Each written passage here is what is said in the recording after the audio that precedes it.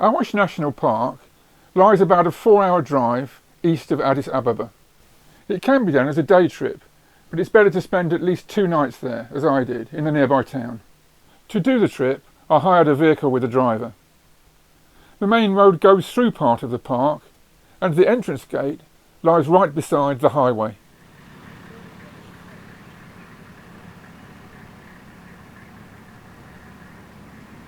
Heavy dry season showers had encouraged a riot of flowers. This had also attracted thousands of Cape of White butterflies, which follow the rains in Africa. These are laying eggs.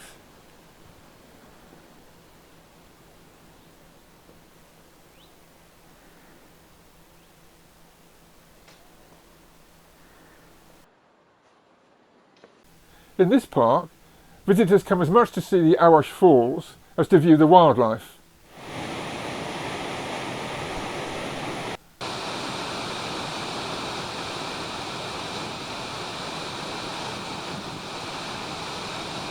I had lunch at the Awash Falls Lodge with its spectacular views.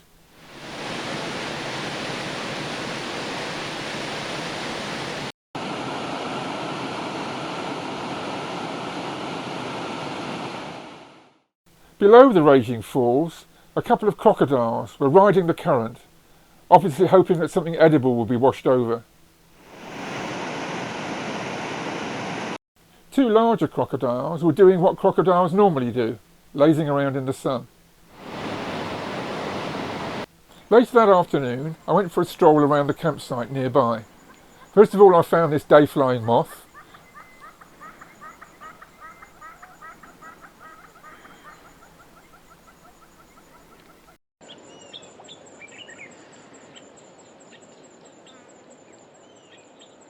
In the late afternoon, as it began to cool down, a group of crested francolins arrived to feed.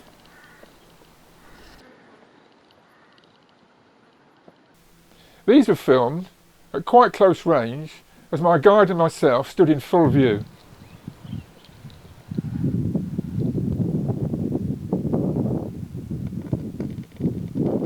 Early next morning we made our first game drive.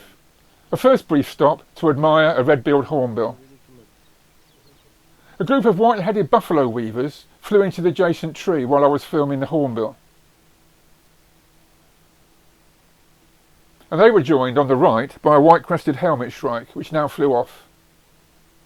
Simmering's gazelle is confined to the Horn of Africa, and I'd been hoping to see it. It's tricky to approach, and I had to use a long lens.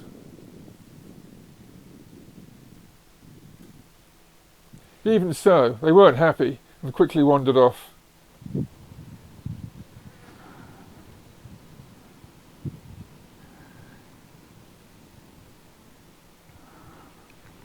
By contrast, the attitude of these bison oryx could not have been more different. They were completely laid back and would allow us to approach closely either in a vehicle or on foot.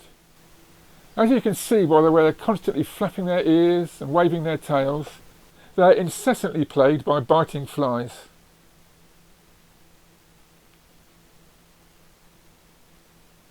This male buff-crested bustard was strutting around near the road, probably looking for females.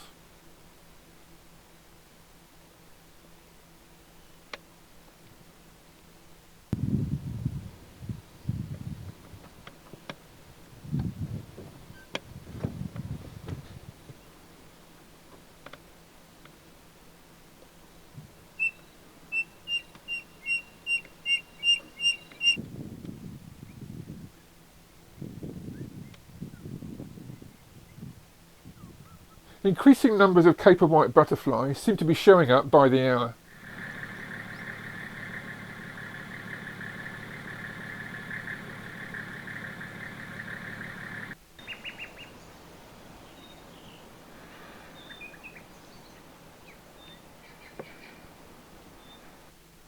Unfortunately, what showed up next was a large herd of grazing goats. These are owned by Kerayu pastoralists and are not allowed in the park, where they do enormous damage, causing great overgrazing. Yeah? Ah.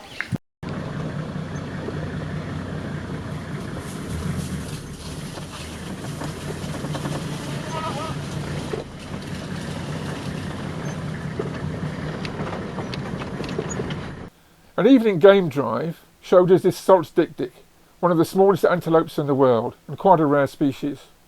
This is a male chewing the cud.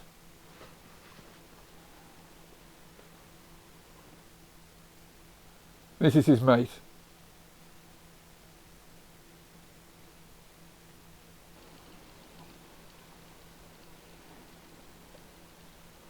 The avian fauna was a bit thin on the ground, so I count myself lucky in seeing this white-bellied go-away bird so close.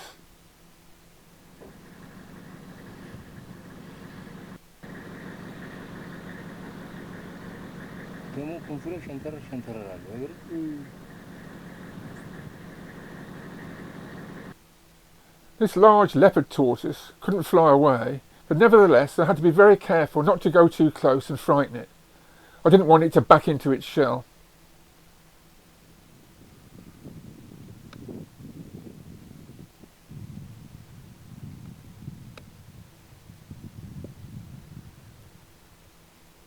It was snacking on the green growth promoted by the recent rainfall.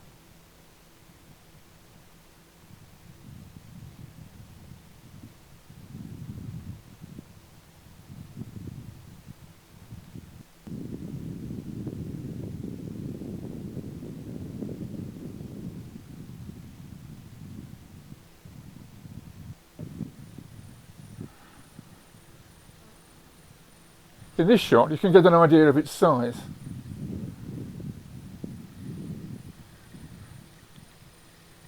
And so it was back to Awash town and a hotel for the night. A 2-hour game drive next morning showed that the oryx hadn't moved since the day before. But this time most of them were lying down, chewing the cud. The metre-long, scimitar-like horns are quite capable of killing an adult lion. The flies that are causing them such obvious discomfort are probably tsetses. I myself can testify to the extremely painful nature of its bite. It feels like a red-hot needle being pushed home.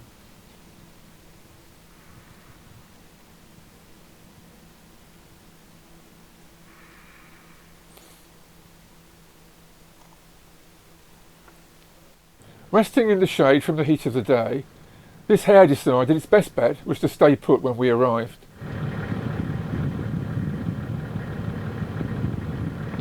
Caper whites were not the only butterflies that were attracted by the flowers that had sprung up after the recent rains.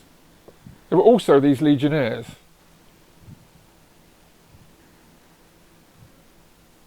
These are typical savanna butterflies.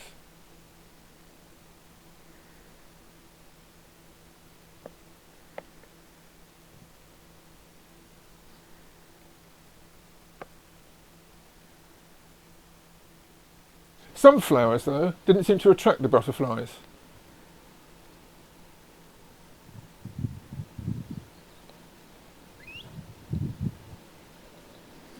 Then at midday, it was out of the park and back on the dangerous drive to Addis Ababa.